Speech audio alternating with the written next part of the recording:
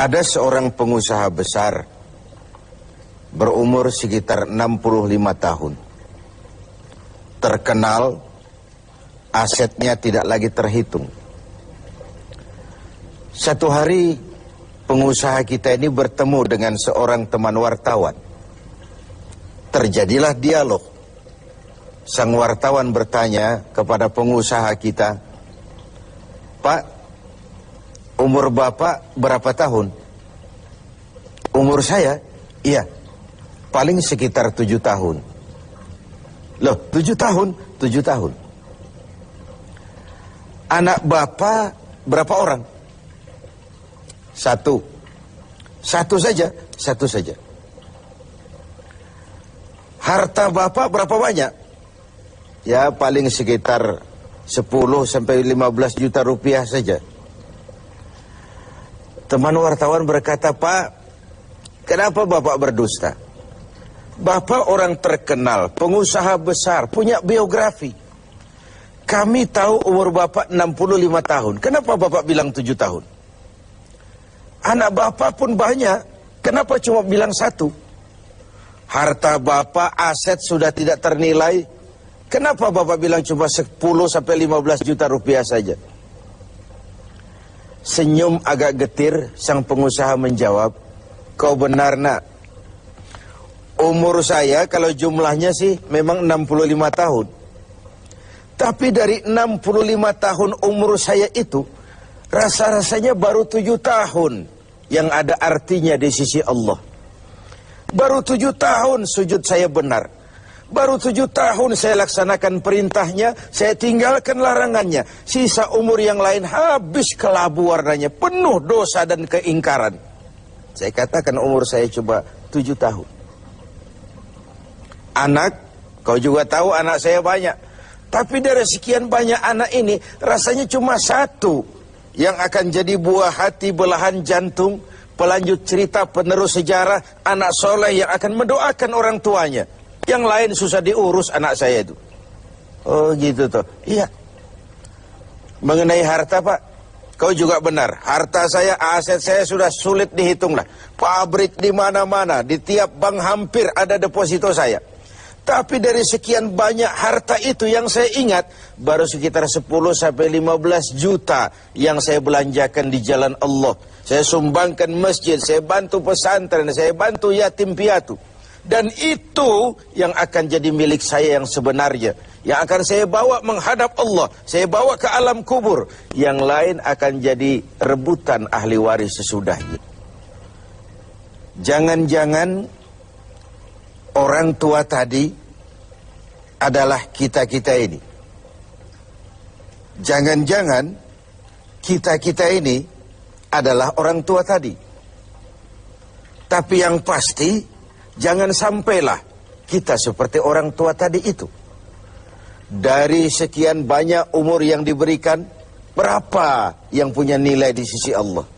Dari sekian banyak anak titipan Allah kepada kita, berapa yang akan jadi anak soleh, buah hati, belahan jantung, pelanjut cerita, penerus sejarah?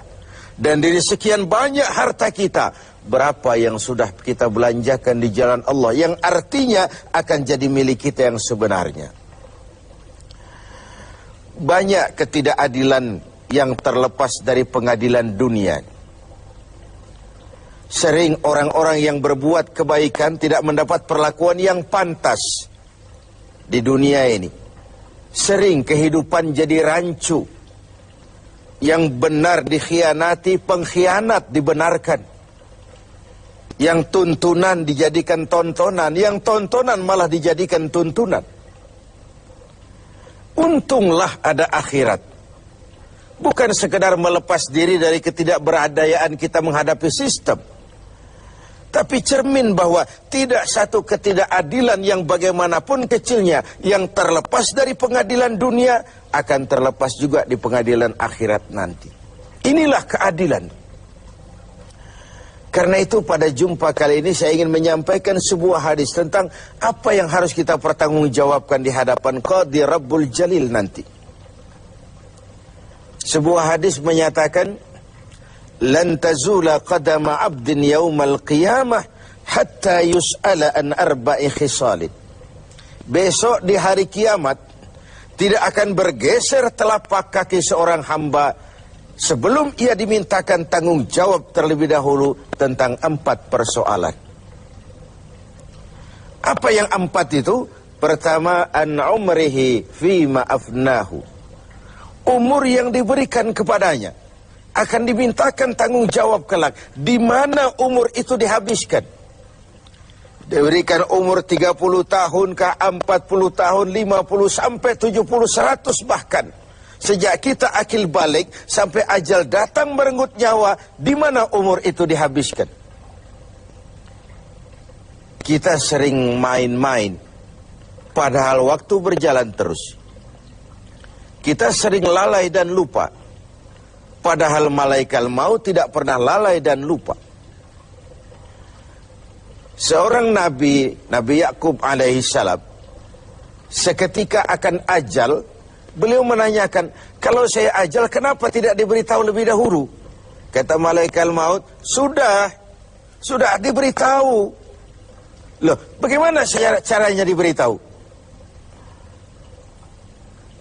Perubahan yang terjadi pada fisik kita adalah pemberitahuan.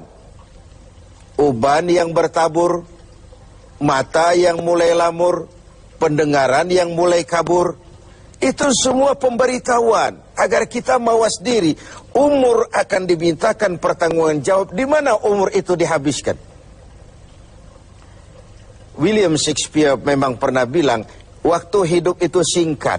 Tahu-tahu baru saja zuhur, tahu-tahu sudah asar. Baru saja asar, tahu-tahu sudah maghrib. Yang kemarin anak-anak, tahu-tahu sudah punya anak. Tahu-tahu, dan tahu-tahu. The time of life is short, kata Shakespeare. Waktu hidup itu singkat betul. Namun waktu yang singkat akan terasa ada manfaatnya kalau kita bisa memanfaatkannya dengan yang sebaik-baiknya. Apalah umur panjang kalau cuma untuk menimbun dosa dan kesalahan. Lebih baik umur yang panjang tapi untuk mengkoleksi berbagai kebajikan.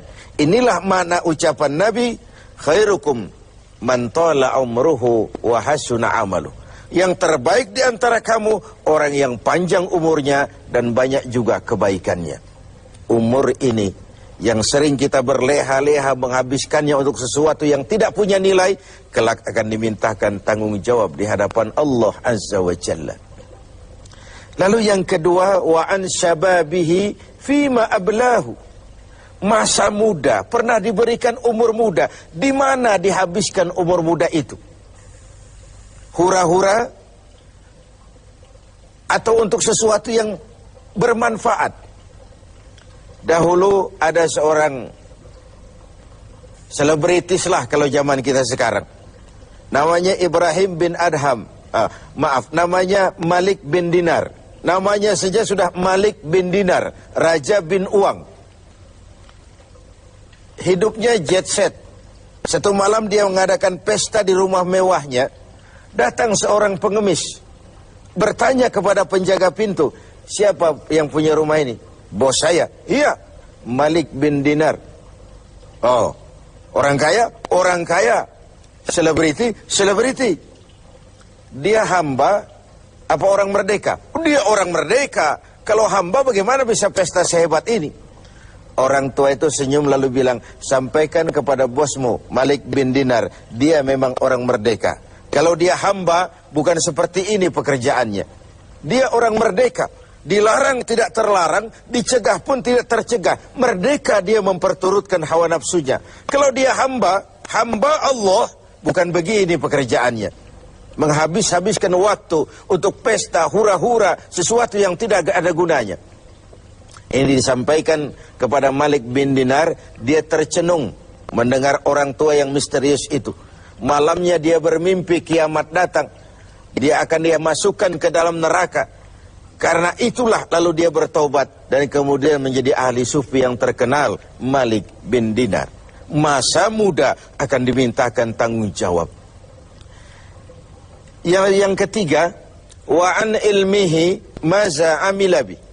Ilmu yang dimilikinya, kemana ilmu itu diamalkan? Untuk mencerdaskan orang atau untuk membodohi orang yang memang sudah bodoh? Untuk membimbing umat atau menyesatkan orang lain? Agar hamba menjadi hamba Allah atau agar orang menghambakan dia? Ilmu akan dimintakan pertanggungan jawab. Yang terakhir, wa an malihi min aina iktasabahu wa fima anfaqahu. Kita akan dimintakan tanggung jawab tentang harta kita. Dari mana harta itu didapat dan kemana harta itu dibelanjakan. Perhatikan yang terakhir ini. Tentang ilmu, pertanyaan akhirat cuma satu. Ilmumu kau amalkan untuk apa? Tentang umur, pertanyaan akhirat pun satu. Umurmu kau habiskan di mana? Tentang masa muda, pertanyaan akhirat juga satu. Masa mudamu kau gunakan buat apa?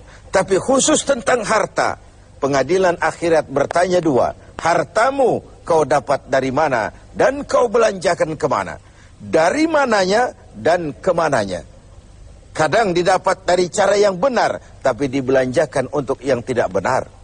Atau bisa juga didapat dari cara yang tidak benar, dibelanjakan kepada jalan yang benar. Itu pun tidak mungkin kedua-duanya. Pemirsa TV7 yang berbahagia, mudah-mudahan kita tidak bernasib seperti orang tua pengusaha di awal pertemuan kita ini. Semoga kita menjadi orang yang bisa mempertanggungjawabkan baik umur, masa muda, ilmu pengetahuan, dan harta yang dititipkan Allah kepada kita. Tidak satupun yang akan luput dari pengadilan akhirat.